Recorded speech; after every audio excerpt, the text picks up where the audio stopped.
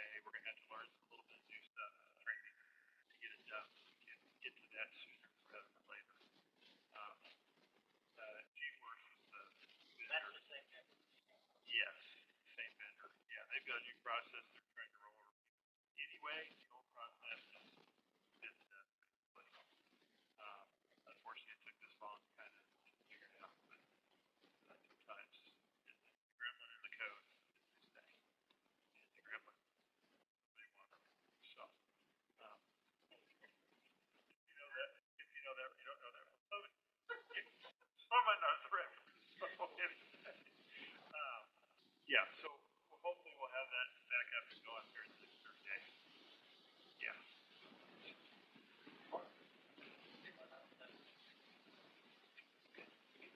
Okay. First thing we have tonight on tonight's agenda is we had, as we said in our last city council meeting, we awarded the winner of the logo contest. And I'll make it here to talk about the logo for y'all and see where we want to go.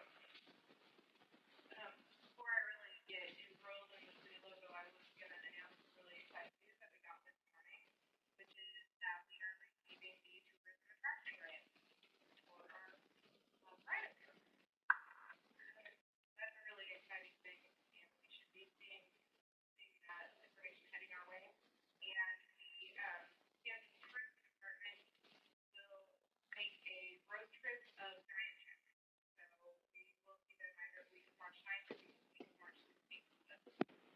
Giant Check. Oh, Giant Check. Yes. So I thought he was talking about someone from my family. Check.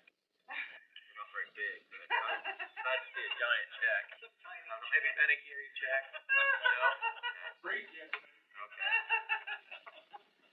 But yeah, they should be emailing me with the date and time, and when that happens, hopefully we can make a big exciting deal out of that. That's the good news to start with. Now I am going to drive you crazy about logos for a bit. I printed this off as kind of just a reminder of our old logo, and some materials that we had it on so that you can kind of see those. And then as we're talking, you can kind of compare to what we had before.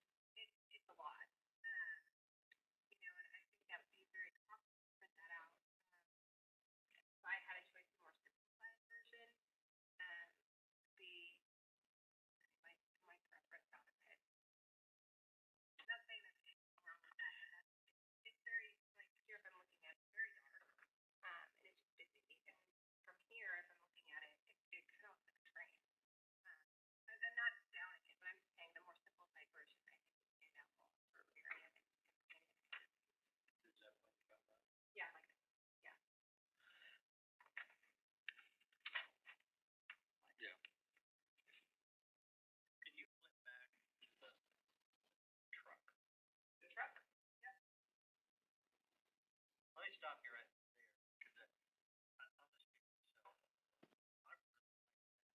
I think that that other side, simple, uh, very, that way, all services available, that sort of thing. There's AI messed up version of the simple one, and that's the full. Okay, go back to the one. So that one messes the light up, or is it intended to be able to light like that? No, it messes the light up. I think it pushed it down. The light was down. It like covered it up Slightly, yeah. Like, I mean, like, it kind of shows you how it's good, but you would be the full version of it on the left side. But this, what I like about doing the simplified version is we can use the full logo. Like I think that when that got brought in, I was thinking like about the full billboard, and I think it does. I think it works really well in some applications, but in other applications, by having a simplified of the same logo, we're carrying the same brand, but making it a better fit for certain applications. And I haven't gone to Amanda to have her make this simplified one for us yet, because I don't want to make her do extra work before we're sure what we want to do. I definitely like this one better. I won't say I'm sold on any of it as a I don't know we can't do it tonight, but I'm not at a point where I'm ready to say that I like any of them enough to say that I would abandon the old logo for it, personally. I think when you go to the simplified logo, then like the light post feels I don't know, I think it feels out of place. Like there's this random we know it's a light post, but if you're looking at it, somebody that doesn't know Marion, they're gonna know it's a light post.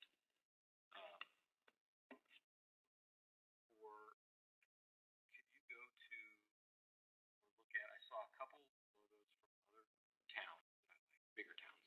South Hutch, I think, has a really nice, simple logo in the city of Salina, and they're basically just like South Hutch's is a um, city of Salina's is a stylized S. City of South Hutch's is like a stylized S and an H together. Like I don't think it was. You're probably right. That's a good point. It'd be hard to make that connection. Yeah. It seems like, in my mind, in the last, I don't know, 3 to 5 years, logos in general have gotten more simplistic and even more like 2D. There you go, that South Hutch, that one there. That's on a water tower that I drove by the other day.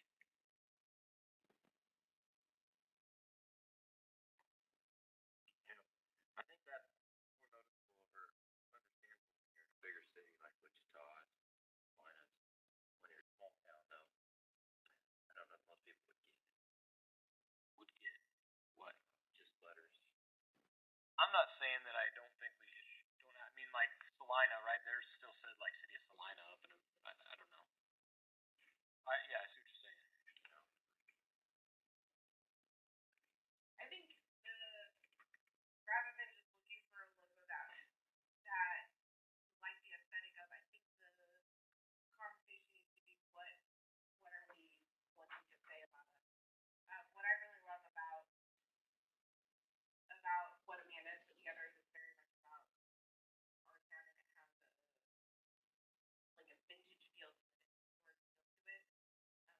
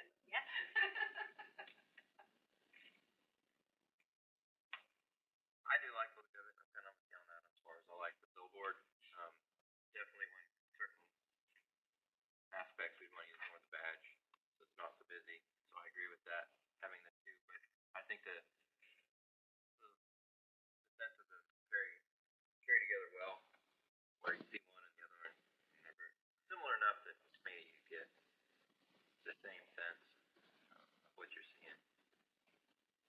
I like, oh, the different Marion. I like the same Marion. I think that was the purpose of keeping the lampposts. Granted, not really gonna know, but have you just kind of stylized in the lamppost? I agree. And I also think it kind of lends itself to like the idea of like porch light on. Like Marion. Motel 6 or what? Yep. I'm not committed to that. There's some people out there. I'm not.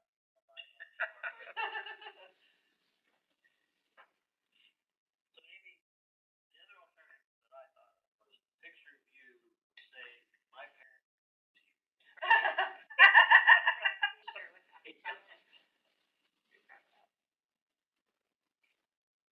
Again, that's the simplified. I do like the simplified, but like you said, I like that on the billboard. That is a cool look. That's more the simplified. If we're gonna put that on. You know. So I know, Megan, I get it because you remind me of this mobile. I forget it every time. That there is, it's not an urgency. It is a reason to get a decision made because you've got lots of ads and things that are ready to go. You got to have a logo to go with them. And I think we need to keep that in mind. But we're not going to make any decisions tonight. Right. Uh, I sense that Zach answers this. My question is, can we say that we're ready to make a decision? Or when's our next? Yeah, next Monday. Would you be a no on that? No, you're not ready to make a decision. Yeah. I think I can be. I'm just curious as to what the others think. Well, really, it's at this point, this or the old logo, correct? What is? We're not locked into anything. I do think we have to give. We and those people went the effort to create we have obligation to use that for something. I don't think we're not locked into this is what's going to be on all the business cards. This is whatever. We need to use it for something. Officer. I would disagree with you because I think we said in the thing that just we were going to pick a winner, but there was no guarantee that that was going to be used as the city logo or the city was actually going to use it. That's correct. I recall that we said light side building. Well, I'm not going to fight over it. Right. If that, if that's what we're asking for, don't you think we, hey, Mike,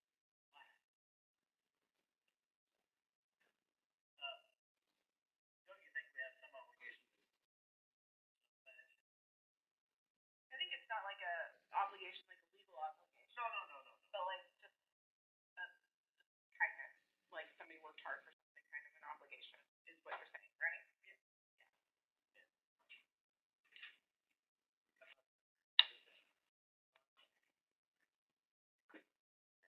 I like this. Show me. Like it's the badge purpose. I was kind of, I like the underneath the whole thing. I like kind of like the established 1860. I think that I don't know if that could, like I said, I like the badge thing for the simpler thing, especially for like the truck. But even like where you had it on that truck, I mean, it doesn't have to be that big. Like that thing covered that whole door. You can still make the thing if you're just doing the badge thing. You could make it smaller to where I mean, cover that whole thing. You can add the blue under the badge too. I didn't know. I kind of myself. I just kind of like the established 1860 kind of.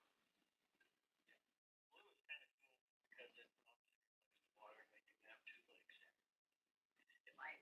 Okay. Maybe I'm going to be. And they don't approve it right now. Well, aren't the logos normally on the front door? Okay. It depends. Yeah, it depends. You see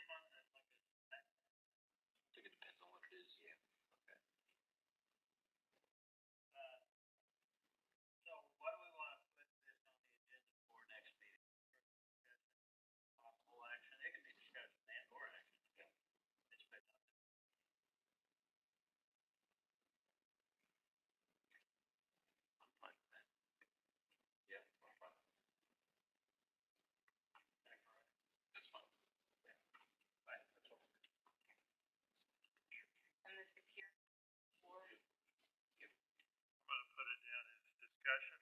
If you wanna take it to action, you can. Does that sound that's good? I'm fine with that, because the bottom line is that it's been out there for discussion now for a while, and they're probably not a thing.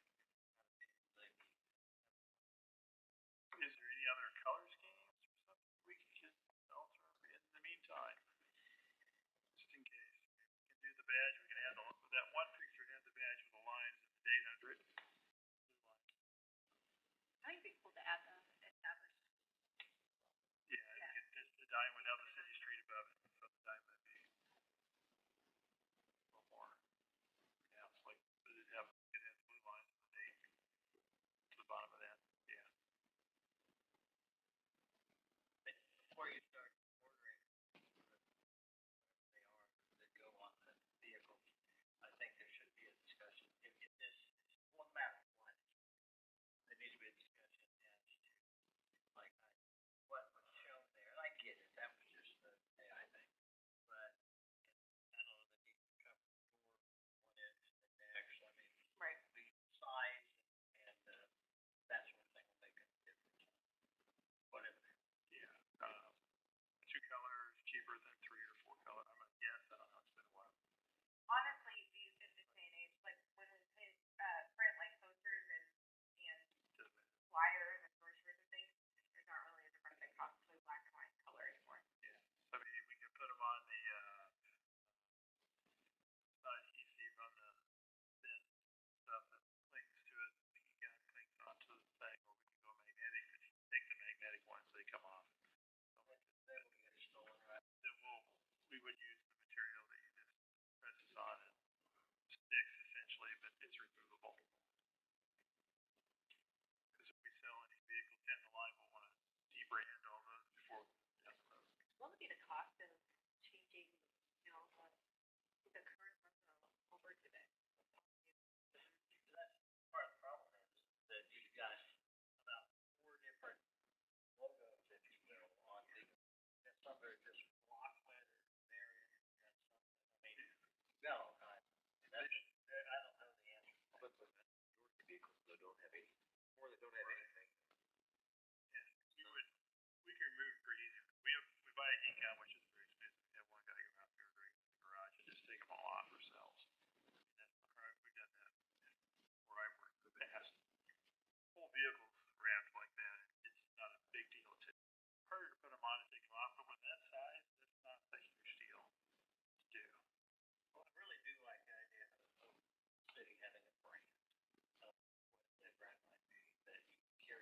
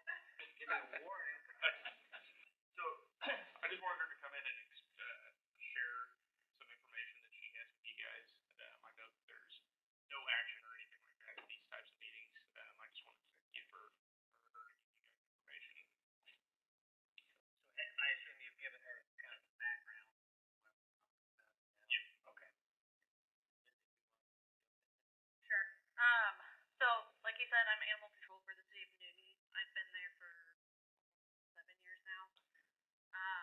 In total, I have about 8 years of animal control and then about 8 years of working in veterinary medicine. I've dealt with lots of different dog breeds.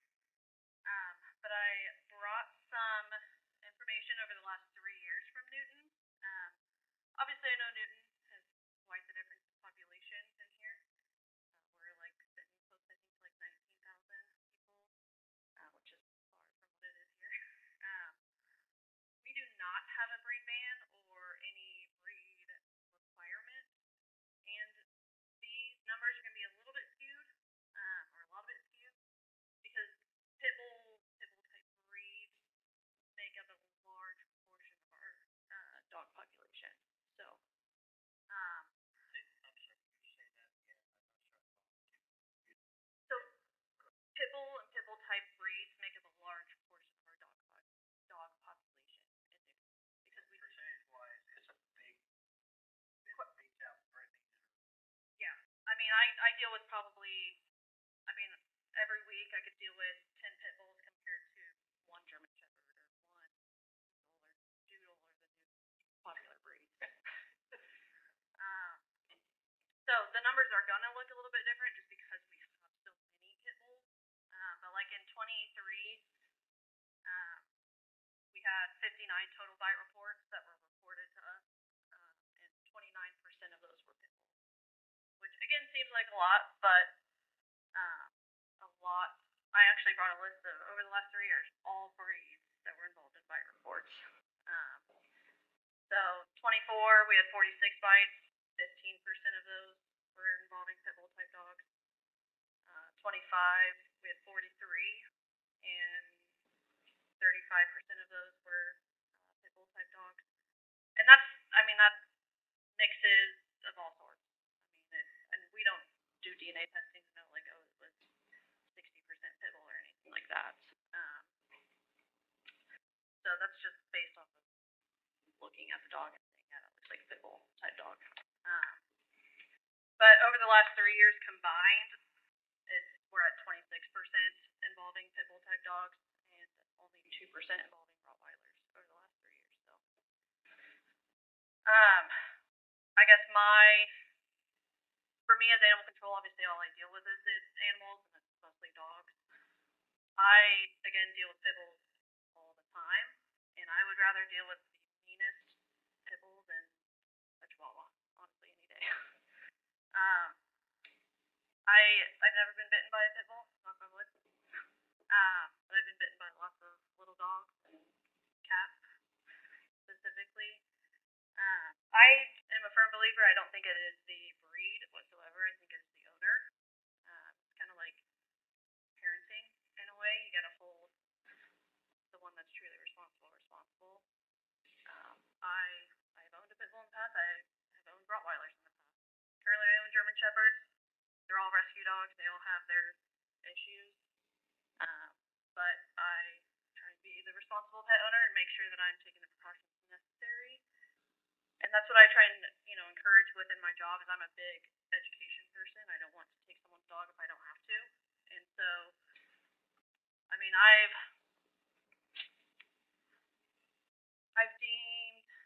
had deemed maybe 3 pit bulls in the last almost 7 years I've been there.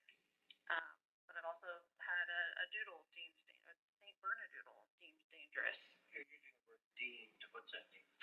So I went through the court process basically of suggesting to the judge that the dog creates a vicious propensity essentially, and should be deemed dangerous. So for us in the city of Newton, that's the protocol we have to go through. Is the judge has to be the one to deem that dog dangerous. I can tell you from lots of research that the breed bans do way more harm than good, because you are basically forcing people they're going to have their dogs, the pit bulls, no matter what, or the Rottweilers, no matter what. They're going to then just hide those dogs from you, which means those dogs are not getting socialized and they're not getting exercise like they need, and it's going to create more behavior problems. Be like equivalent to locking your toddler in every 24/7 and just giving them food and water. they're going to lose their mind, literally. So I know back in, I think it was 2020, Denver repealed their breed ban for basically realizing that it didn't do anything for public safety, and it cost a lot of money. You're basically paying your law enforcement to basically punish the good owners, on top of the bad owners, but also the good owners. And then something else to take into account is in the state of Kansas, animals are property. So if you are forcing your law enforcement to go and take care of pit bull type dogs and go to someone's house saying, hey, you can't have that, if they were to say, I have to take that, that person could easily turn around and say, no, you can come back with a search warrant. And I don't know any district court judge that's going to sign a search warrant for a city code violation. So it's a lot court-wise. I mean, there might be one. I don't know. I know in Harvey County, ours won't. But it's a lot of extra work when it really doesn't do that much good. I mean, the real thing you just gotta focus on is the dog itself and not looking at the breed.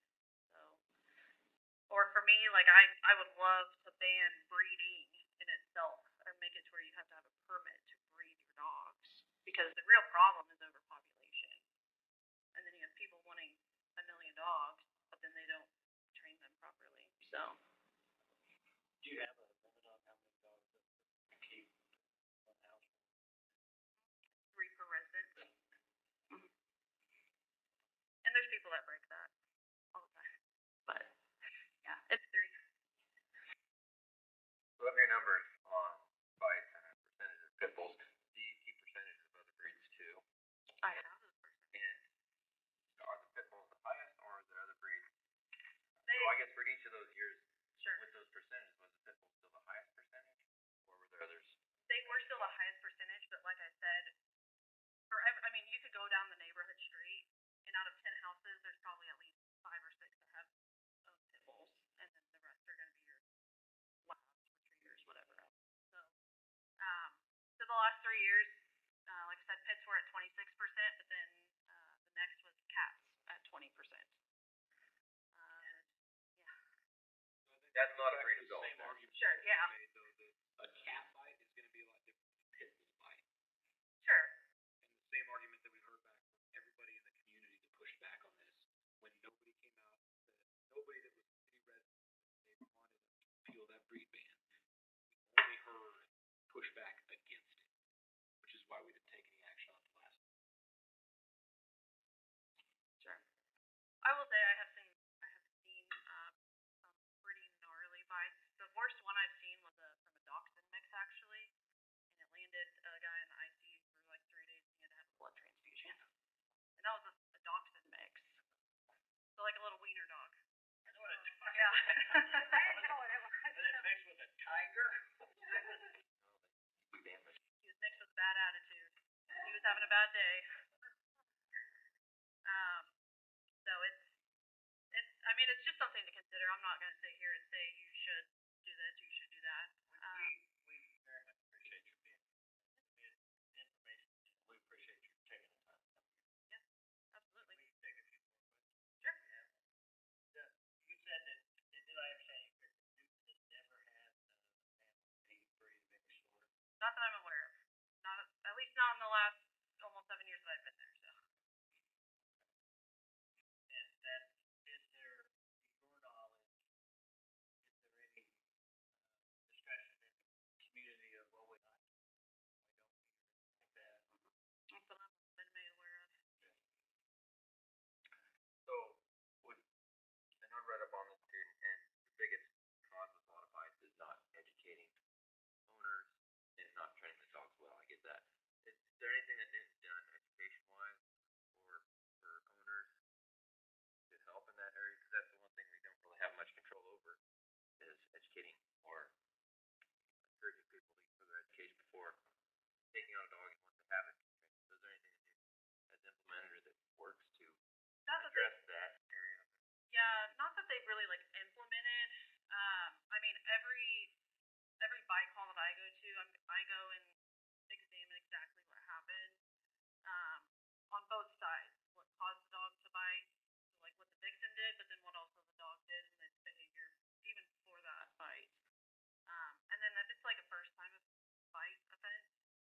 then I'm gonna figure out what happened, and then I myself give the owner resources to try and fix that problem.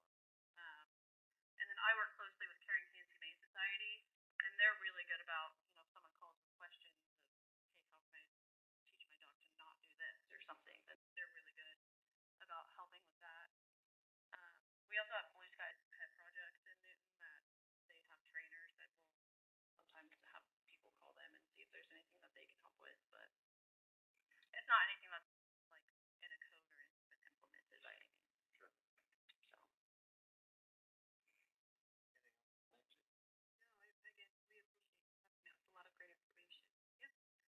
Could I ask you one more question? Sure. Not related to dog. What's your stray cat policy? So are you meaning feral cats, like wild cats, or the nice pet cats that people kick outside? Well, probably kind of both, but feral ones that would be problematic. Yeah. So we technically have it in our running at large code that any animal found running at large is technically was a violation. So basically any animal has to be on a leash, on a tie out, or in a fenced in yard. I've written people for chickens running at large because they don't listen to what I've said to try and fix the problem. So we have that for cats too. I'll be 100% honest, it's almost impossible for me to enforce that because I don't know about here, but in Newton there's a huge feral cat population. So I'd be busy 24/7 picking up cats. So it's really, we deal with it on a case by case. Like if someone calls and complains, we'll go out and handle it. And we just take it to the Humane Society. If it's a feral, Okay. yeah, no, if it's a feral cat,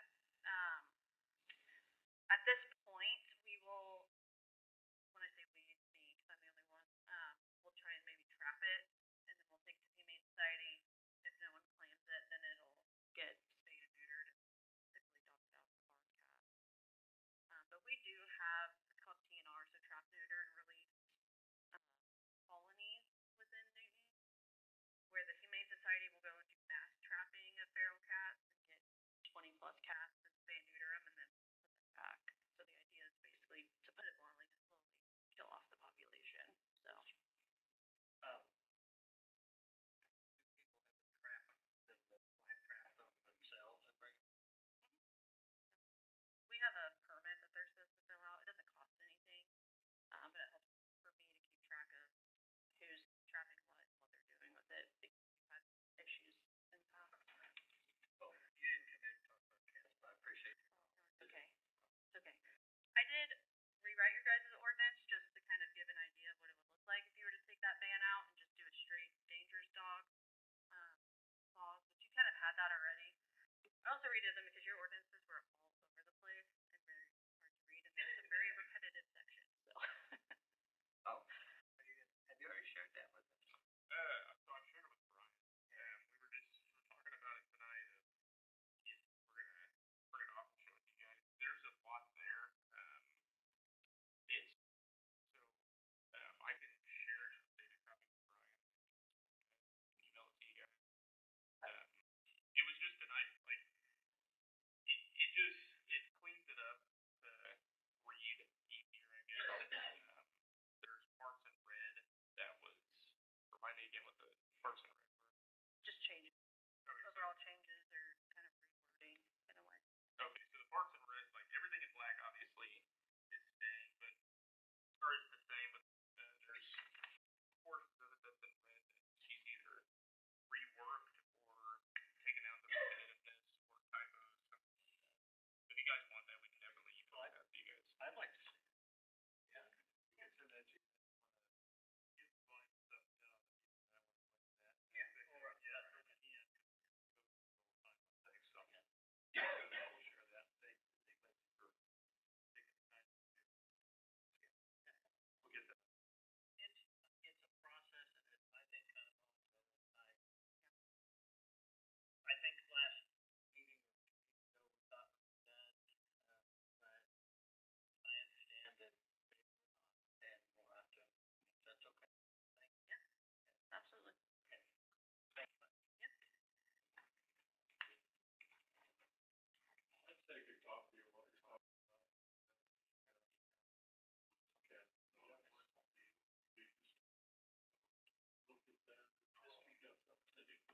Brian.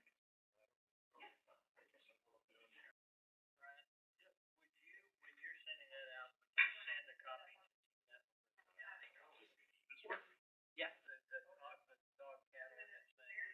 I assume, I mean, unless you have Mike's, you don't have Mike's email. I don't know that I read.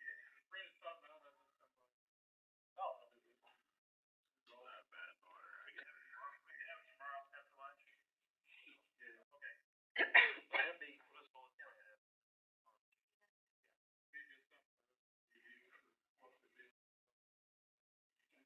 Okay. We are back, Brian. Yeah. For Jason Wheeler's water treatment plant accomplishments. Yeah, just kind of a few of the things that we've been working on the last couple of years. Just wanted to share with you guys. Once we down at You know that great big blue wall you have out there at the water plant? How would that logo outside. Great. I thought you were gonna say it's about 6 rhinos. Yeah, a rhino mural. 6 and 6, right? It should be the middle one, the final. Bucket of water. There you go. Well, that'd be fire station. Oh, I guess you had to wear a rhino. Yeah. That makes it. All right, thanks, Megan. Thank you guys for taking the time to. Gene wanna know if you can make it full screen.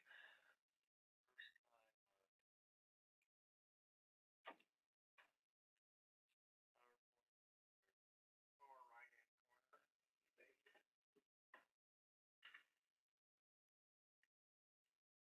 Good. Okay, so the making a difference for generations is something that I came across in researching some equipment, but I thought it was a good kind of logo for mindset I would like us to take as we move forward with the water plant. And I'm just going to kind of go through what we've kind of done over the last year. So I don't have a picture of our new roof down there, but we are very happy. It's very well through the snow and rain we've had this winter. We have a window that's kind of given us some issues, but we're working on that currently. But this is just a picture I took of the renovated tower from the stadium. Just kind of highlight that. I think some of you, I may have shown some of these before pictures too, but this is what the inside of the standpipe looked like before they were able to go in, recoat and paint. Kind of me looking up through the standpipe. There it is after paint. Yeah, it does. It does. I was very pleased with the way it turned out. And then this picture here is just right out there by the tower. These are the new valves and fire hydrants that will allow us to send one guy up to the large tower if we need to isolate or take the tower down out of the instead of sending a crew of guys up there to do it. We can now do it with just one guy. At the smaller building that we repainted, paint on the door, you would have to remove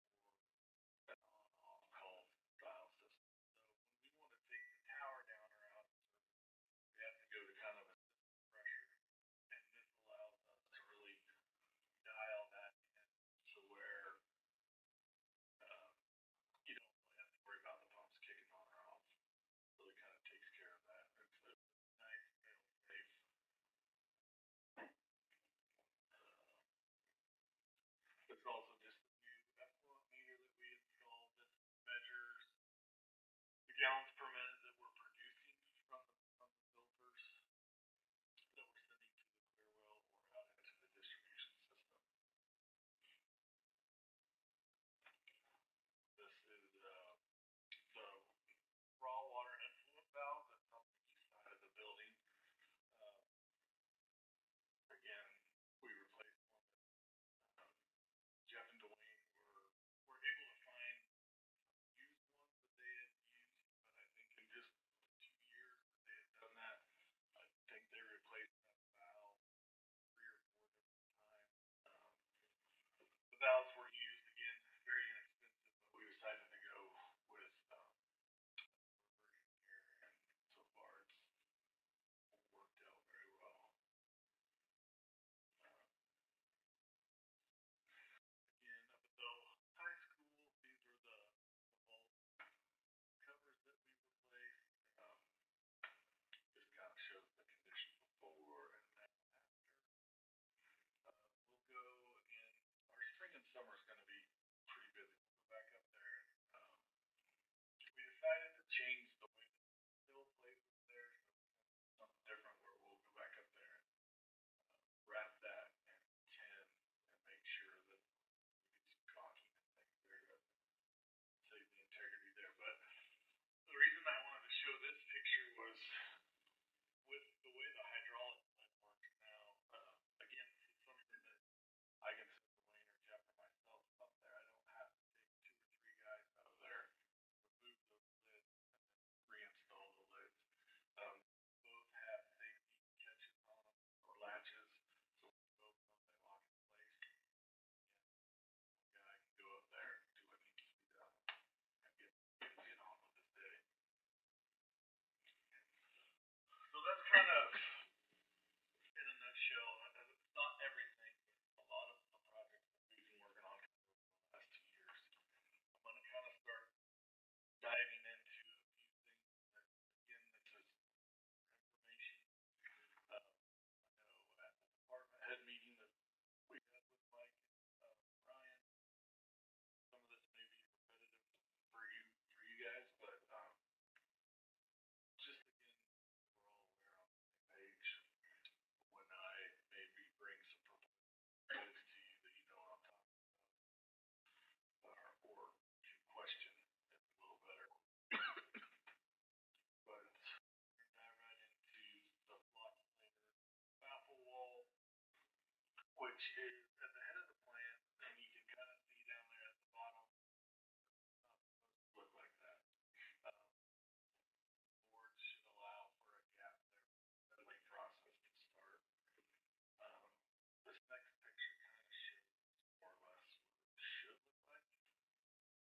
It also has the block walls in place. Again, we'll circle back to some of the stuff I'm just sharing, and we'll come back when we really need to. That's not our current one. This is an ideal or Right. indicative one. Yeah, it's kind of what I would like it to look like. See that day when I don't think it looked like. No, and I know some of you all have had tours of the plant, and again, after our discussion, our team meeting, I would like, probably the first part of the summer to have whether we just all go do a walkthrough. I would really like to do that just so we're making for the treatment plant. We're all kind of heading the same way or have the same thought process. So this is a picture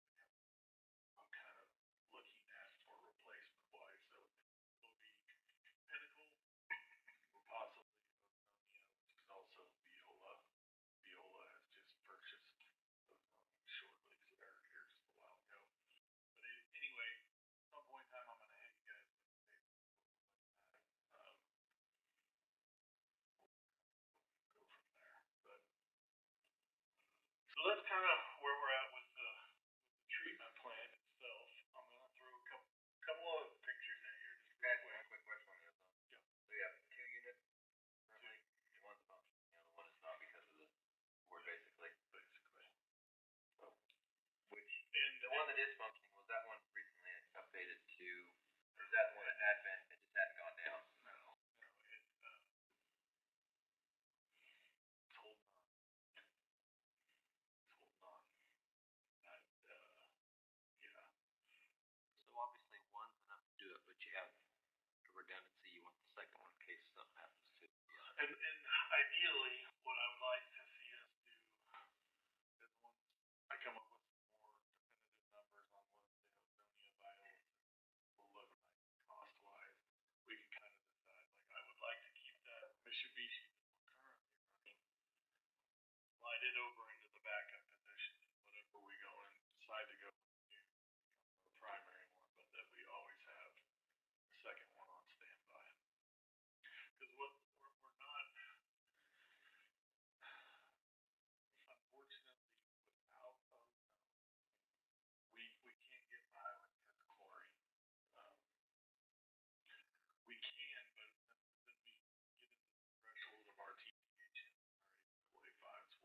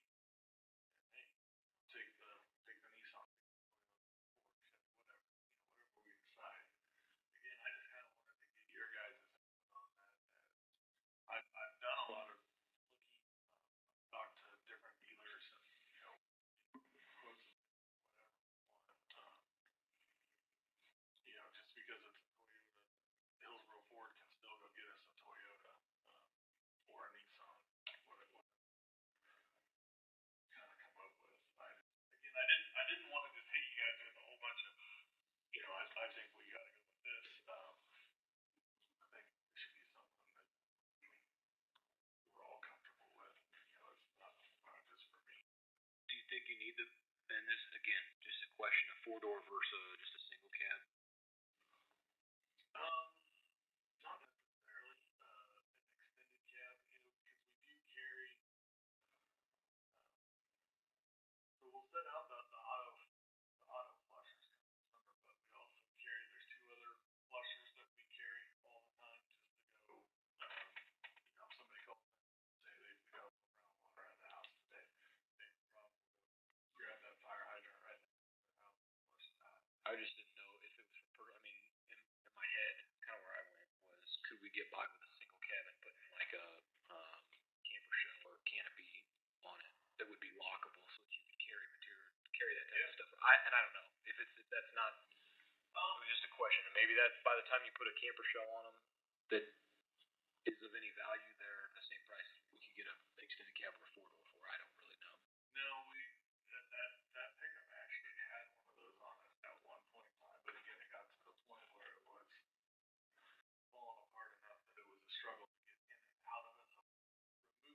But no, I mean that's something definitely investigate. I'm not opposed to. So something that, I mean, I'm gonna pick numbers out of the air. Let's say it was we 56,000 miles on it, something like that. That, but four-wheel drive, that's the key, right?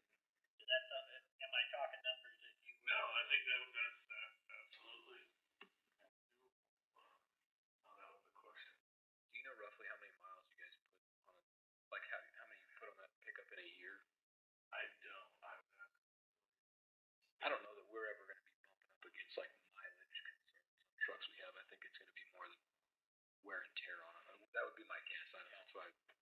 No, and I've talked to the guys about that a little bit too, and that's you know it's not like we're racking up miles on them. It's just I would like us to take into consideration some sort of maybe a sport package or off-road package that comes with the skid plate, just because when you go around that bend, it turns into Big piece of metal in the bottom. well, I mean, you're going through some pasture. And again, at 4 in the morning, they have every light on in the truck is still not, you know, that big rock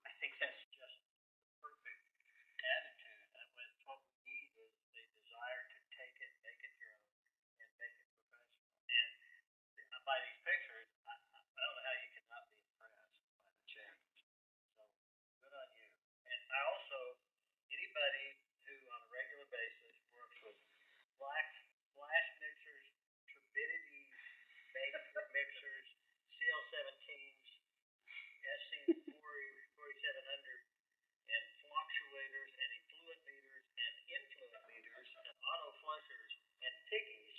Tell you what, you're a doctor in my mind.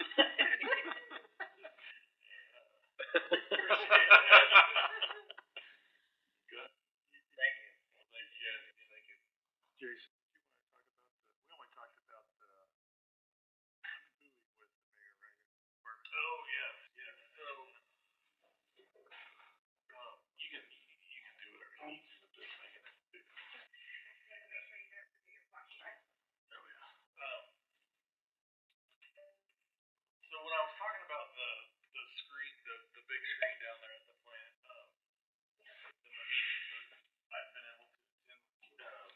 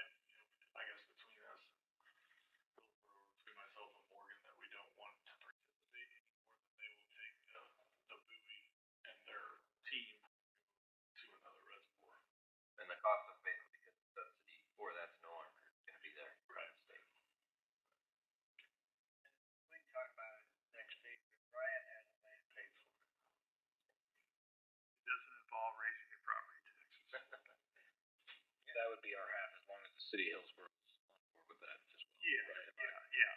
And from just initial conversations that I've had with Morgan, I think that are So do you think that that's what it'll be annual? I think we'll see that cost go down as we get more familiar with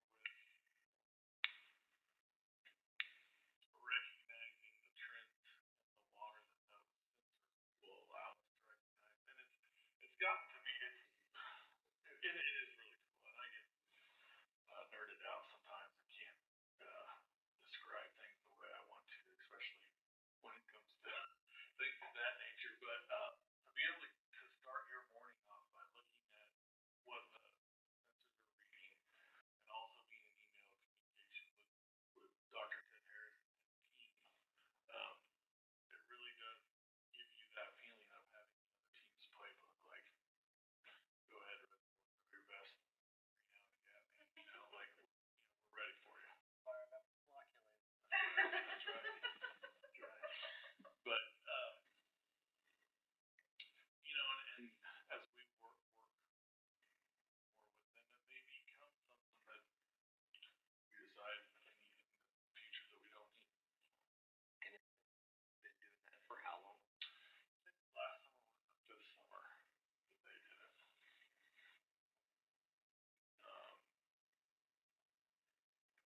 And if it's something you guys are more interested in or have more questions on, in attending the 2 meetings that I did through Google Meets with Dr. Ted, he's more than willing to come and talk to you guys if you feel more comfortable about that. I could definitely get him down here. And I also I could put that on the zip drive too. That's a whole other 2-hour meeting. But most of its findings are I have downloaded on my computer that I could be more willing to share that too, and I could maybe try more of a condensed version. Just send it to Tim and Zach. Mainly Tim. I was gonna correct you, he's not gonna park the fluctuator in the you know, I wasn't gonna say anything. It is cool.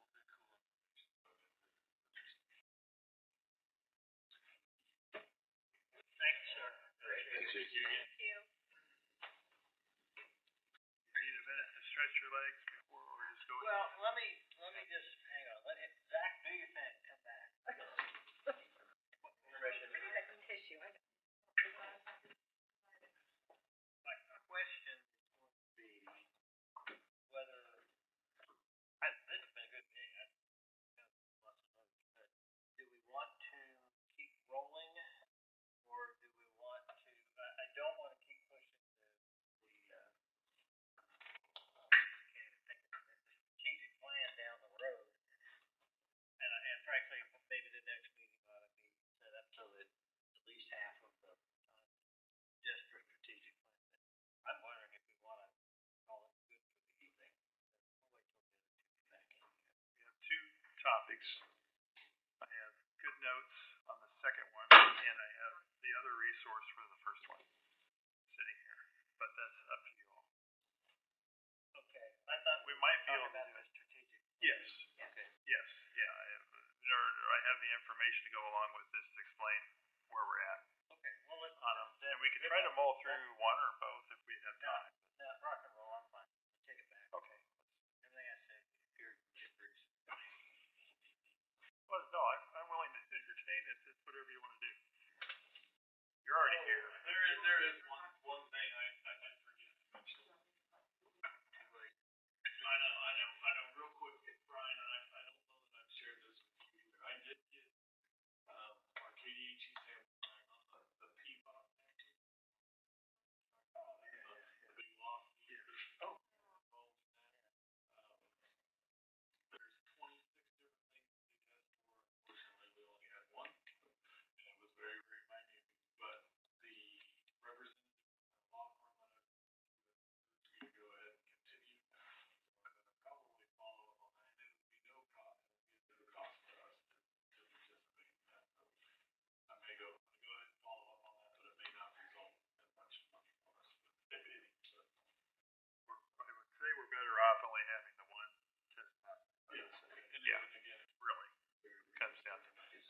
test you don't want to pass. Also take a good used truck for a second.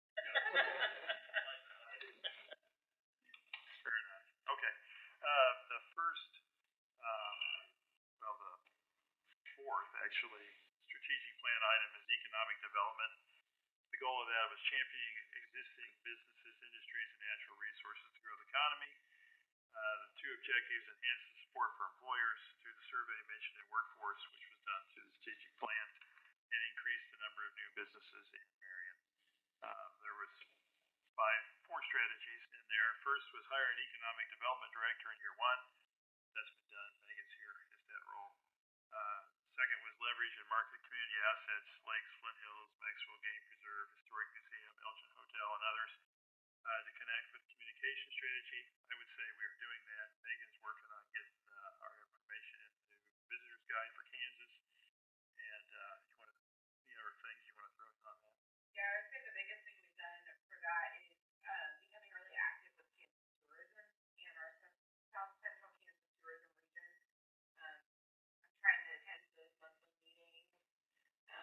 Going to the Destination State House really helps me learn a lot more about the tourism industry.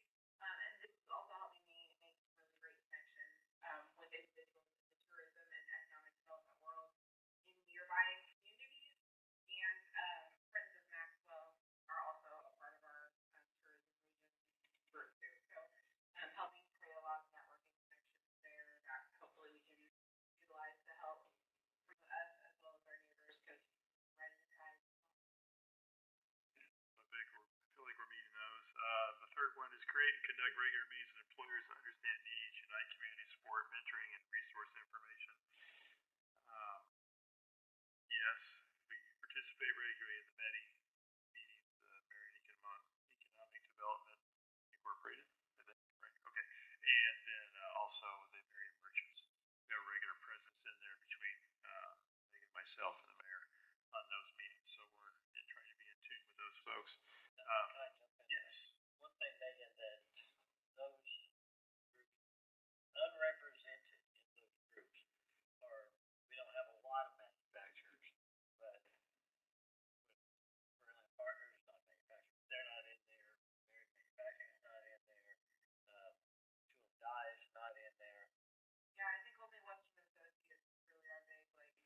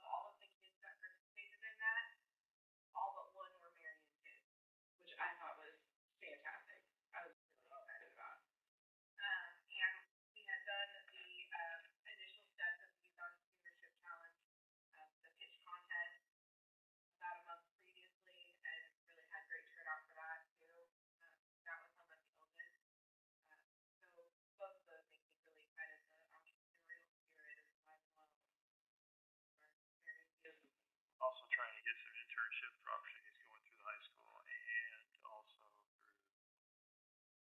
Butler. Yeah, County Community College. So those are things that are good in progress.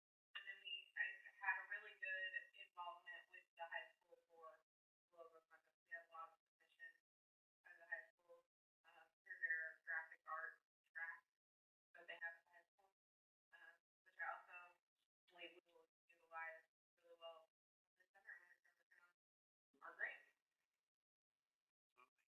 Any questions? Try to do 10 minutes on each one. We have 2 minutes for questions on economic You development. were speaking about like the larger manufacturers, getting them a little more involved. Let's make sure that they know they have access to us too to help promote Marion. I might also consider those contract workers, technical workers, self-employed, those businesses. Maybe for instance have a list of local contractors for each different area. Not that we're advertising them, but say, hey, when people have issues and they're just trying to find contractors for whatever issue you have to deal with, that we be like, hey, here's the local list we have, and try to keep that up to date. Maybe reach out to them too, let them know we want to promote you, we want to let the community know what's available here, and it might help. I know Margot has had a form of that in the past, but and I love Margot to death, and I would be doing the same thing. Hers was, written on a pad or whatever. You can computerize it and make it much more efficient, and you can send it out to somebody easily and that sort of thing. Yeah. Many approved a new website for Marion merchants. It's separate of his current Word's House currently. It's not housed anywhere currently. Doesn't exist. Oh, okay. Forgive me. It will be housed. And then we'll reach out to the business owners of all makes, sizes, and models to come in and get listed on there and encourage them to continue to give us updated information as well so that it would be relevant at the moment. So we'd have a good resource that we can hand out to when you're welcome to Marion, plus anyone that's already here. I just want to make sure, and this applies to all of our businesses, but the smaller businesses tend to be the ones that participate more in those organizations. I don't want to make sure that those big businesses as well, that we say to them, we're glad you're here, and if you have a problem with us, let us know. Because for the most part, I think they've been ignored. I'm as guilty of it as anybody else. I'm not throwing any stones, but just be nice to but for them to hear somebody say, hey, we appreciate you. I think it's important for us to have all those businesses on a list or resource because if people are looking for work and a reason to move to Marion and they have that skill, maybe I think it's one way for them to find it. Yeah. Or alternative work for their spouse, significant other, whoever may be, they're coming here for a job, and like, Exactly. my spouse will be doing it. Exactly. To So have that as a resource as well. To absolutely. make that decision versus another town, same type of job. Right. Right. How often does that Marion the merchants meet? Every twice a month on Tuesday mornings at 9 a.m. All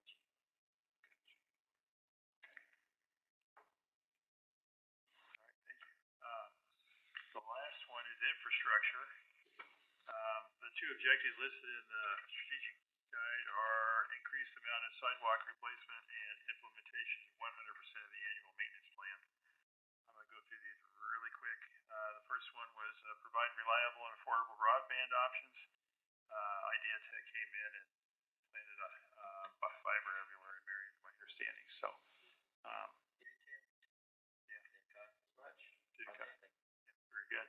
We'll bring something back to you next week on what we're using for internet and phones. We have a new option that may be a little cheaper, save some money. 2, develop a sidewalk replacement plan. We currently have one that is a line item for $3,000 in the budget, which a homeowner wanting to replace their sidewalk or fix it up on their property, because it is in this town, in the city, ownership of the landowner owns the sidewalk, and it's up to them to take care of it. We were offering a $500 if you repair that, bring your bill in, show it was done, go out, take a look at it, and the city will cut you a check for $500 to help with that cost. Hasn't been funded. We do low funding. It hasn't been done.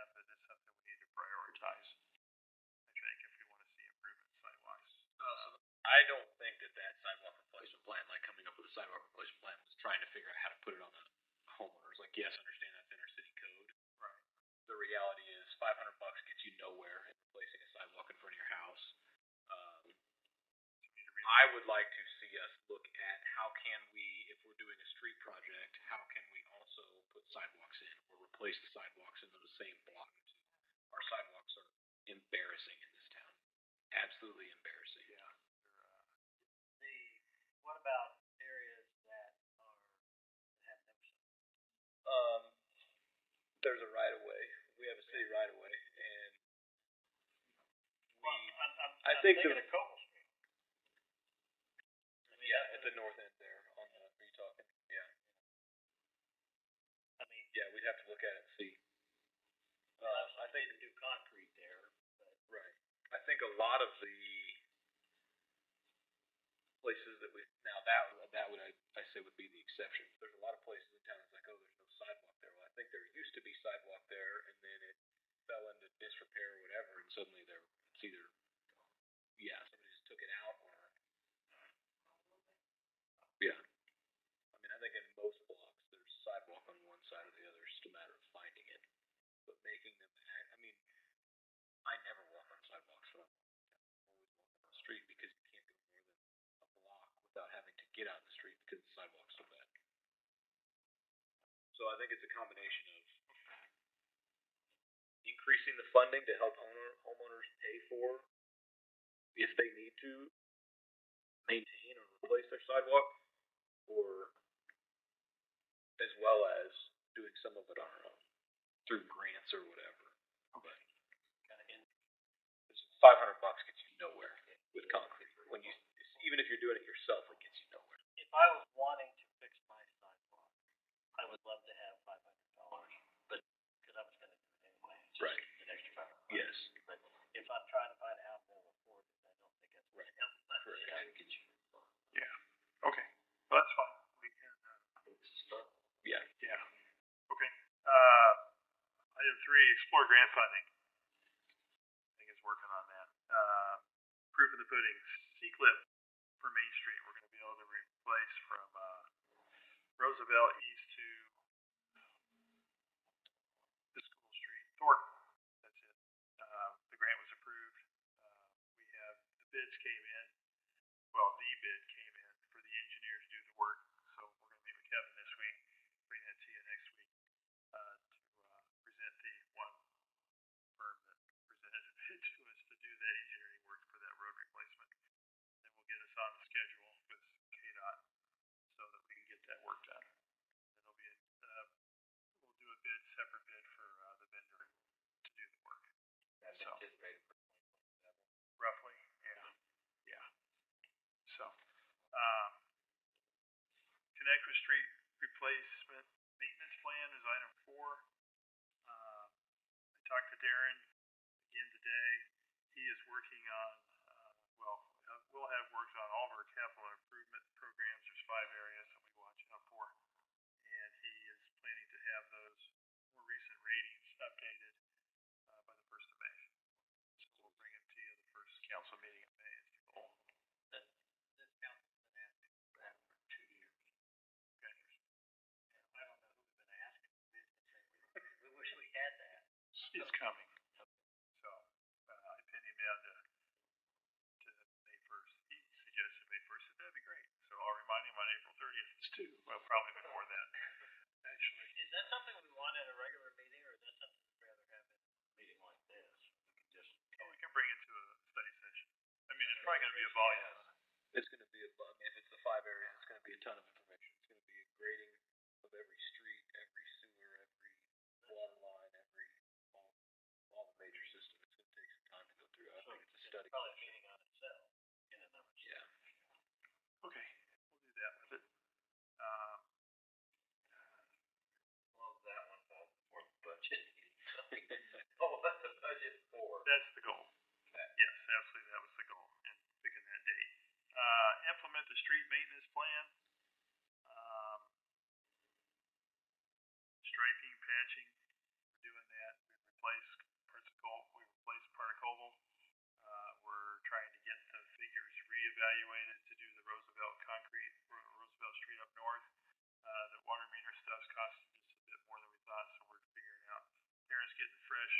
refreshment, on our bid for the concrete to see what that's coming in at, to see what we're gonna be. And if the grant's gonna cover it, or we're gonna have to pump some extra in to finish that, so Brian, we're working on that. the striping paint thing, I really, again, this is not the highest of priorities, but it is something that to have a policy on what we stripe and what we don't. I was told at one point that we go Main Street and one block north and one block south. But yet, when I look at my most recent painting, I can see areas that are within that footprint weren't done. Um, I just, maybe there's a reason, I don't know, but I know we probably wouldn't do, for instance, around the courthouse, because that's angle parking and the county has traditionally done that themselves. Although they reached out to me and would like to find out a way for us to do that for them too, But we could charge them for that. we can charge them for it, do a trade for something. We can, we're not out to gouge anybody, but when we're doing it, it is handy because it gets done late at night when there's nobody in the parking space. But on that same area, as a for instance, in front of the newspaper office, it's parallel parking, and it's over there by the bank, and then there's the alley, and then there's the newspaper office. I didn't notice whether the bank was done. I did notice the newspaper office was not done. If we're supposed to be doing a block on each side, and maybe we're not, but that's what I was told. So just We'll find out. yeah. We can find out. Address the prioritize keeping and maintaining the brick streets. If there's a problem in the area where they're erupting and it needs to be fixed, we'll pull them, level it, put them back in. We're not paving any brick streets, protecting those. Typically, car travel takes care of the weedy areas, but if there's a less traveled area, then we can spray it. I think that one again was trying to avoid what we have on what's the street, Santa Fe Street, where there's a concrete patch because we went and replaced the water line however many years ago, and we just filled it back in with concrete. And there's concrete right down the middle of the street, and I think Darren has taken a good, like anytime we bid any work for on a brick street, take Elm Street for instance, if they take brick out to do something, they put brick back in. Right. So preservation. Yes. Yeah. And not asphalting over brick streets like we've done in a lot of different parts of town. I think it would be worth a conversation sometime in the future about the ones that we have that are pretty much, they're brick streets. Maintain them, no doubt about it, and I think we should pledge to do that. But the ones like you mentioned, I mean, it's already kind of ruined. Right. So I don't know whether that's something we want to put in that pledge to maintain the two sides of that. As opposed to Yeah. Anyway, go ahead, sorry. That's right. Address the Mud Creek flow issue and consider options for pathway. My curiosity is, what does pathway mean other than we want to make sure there's some flow and it drains, it lets water in and drains water out. Working with the drainage board. I did go to the drainage, so is there a definition for pathway, what that means? That was like trying to get a bike or walking path along that creek to utilize having a creek like that in town. Okay. And instead it's just a stagnant Yeah, absolutely. Okay. that nobody wants to look at. That said, I did go to the last drainage board meeting. I think it's been about 2 weeks, and visited with them. We had a good conversation. We were there about an hour. And they want to work together with us. There's a couple things. I think they've even changed their mind a little bit. First, they wanted to talk about getting us a mower that fit on our device that we use, the alley eater, I call it, on the front, the power rake. To be able to kill out the trees and go about that thick on a tree, knock that stuff out, get the roots stuff killed enough that they're not degrading the dike, etc. But there are some flow issues, especially down off Sunflower. I think it is. Yep. Anyway, there's 2 areas down there. Yeah, okay, that's what I showed you. Well, and what was the other one? Commercial. Commercial. I think it's the commercial one I'm thinking of first. There's an inadequate flow underneath. There is flow, but it's water is higher and it's causing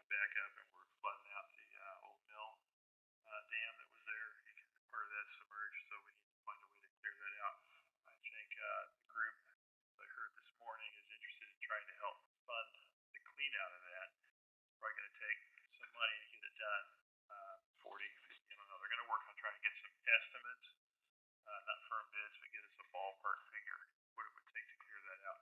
It's been some time since that was done, but it could be done again. The thought is if there was any kind of damage or anything to the pipe there, erosion can occur and everything, so we want to make sure it's flowing properly and not plugged up. So we're working on that. On the north end, we have a bent pipe that controls the gate that goes up and down, and we're working on trying to find a solution for that. Our team's been out there to look at it, and the drainage board folks went out and took a look at it too. We haven't had a meeting of the minds yet, but we'll see. We'll be out together to try to figure out a way to get that fixed. It needs attention. Apparently, it's a pipe inside a pipe to try it because it's like 30 feet up. So imagine the torque on 30 feet. Yeah, not good. And so there's a bend somewhere in that, and we're trying to figure out where the bend and how to get it replaced the best way possible. And try to do it before spring rain hits.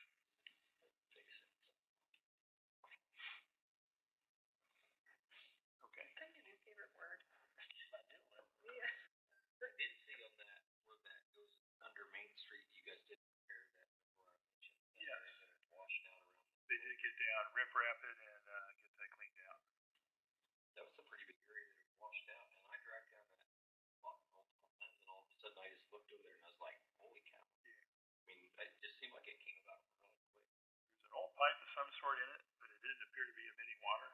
So we think it's just natural erosion occurred in there. Whatever you want to call it, where the creek goes through Main Street, there's that culvert that goes underneath there on the north side. I drove down by there one day, or just drove down Elm Street and looked at like one little area mostly on the west side of that, where that culvert goes through, it just washed out around there. Yeah. You got down there, so repaired that, put some riprap and stuff. It's been done. I haven't been over to see it yet, but take a look.